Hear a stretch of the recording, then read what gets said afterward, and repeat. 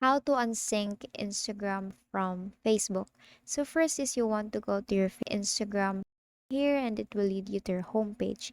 Now the next thing that you want to do is on the bottom part you will see different icons there. A home icon, search plus reels icon and then your profile. Then tap on that, go to your profile here. And on the upper right, you will see three dash lines there. Just tap on that and go to settings. Now under settings, go to meta and go to account center. Now it will actually lead you here where you could see all your sync account. So let's tap on profiles here. So as you can see here, we have synced our Facebook and our Instagram there.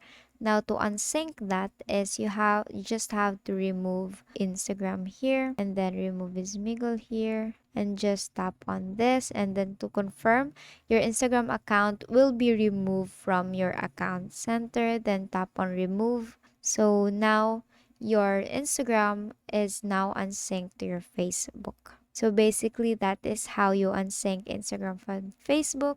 And if it doesn't work, make sure to check if you have updated your Instagram application. By doing that, you go to your Play Store and search for Instagram.